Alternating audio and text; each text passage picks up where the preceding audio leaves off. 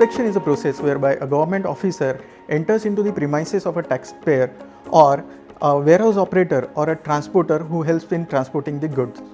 As compared to the inspection, search is a really harsher provision whereby the department gets an additional power to not only verify or enter into the premises but look for the evidences for the unearthing of the money that may have been suppressed or the unearthing of the turnover that may have been suppressed by a taxpayer or related person. The inspection as compared to the process of search is slightly softer.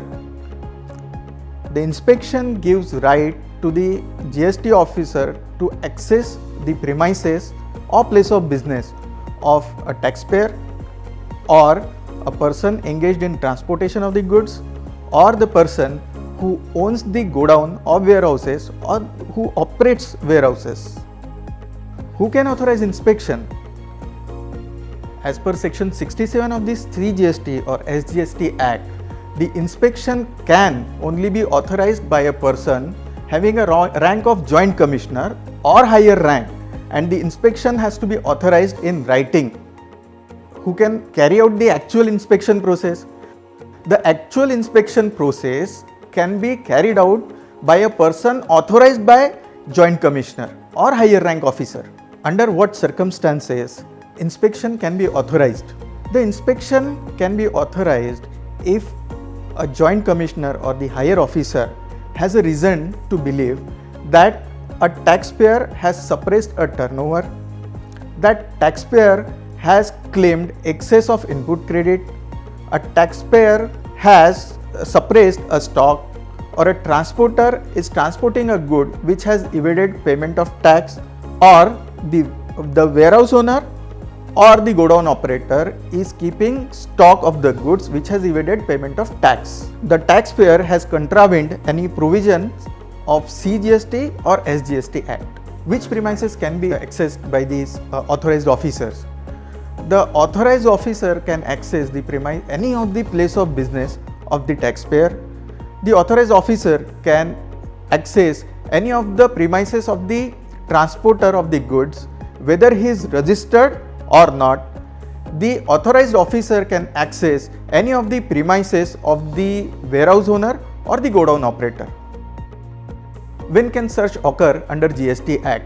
A search can only occur under GST Act when the officer of the rank of Joint Commissioner or any higher officer has a reason to believe that goods which are liable for confiscation under GST Act are secreted, or any books of accounts, documents or any other thing which are important for determining the liability as per GST Act or important for the assessment under GST Act are secreted. Search can be authorized under Form INS 01, and the search under GST Act can be authorized only under the Form INS 01, and seizure can be authorized by the officer under Form INS 02. The provision of search and seizure are extraordinary provision which are built into the Act, and so the safeguards. This provision should be cautiously executed. To ensure that the provisions are cautiously executed, the safeguards are twofolds which are built in. One, the authorization has to be given by the officer of the rank of Joint Commissioner or the above. Second, the officer must have reason to believe that there is a suppression of tax. Is there a necessity of recording reason to believe by the officer? The reason to believe has to be recorded by the person who is authorizing the search or inspection. That is necessity, that is must. Now, this reason to believe should be communicated to the taxpayer at the time of inspection and search? No. The only duty of the officer is to record these reasons in writing, but it is not the duty to communicate these reasons to the person who is undergoing a search or inspection at the time of search and inspection. Can the person subjected to search and inspection get the copy of these reasons to believe?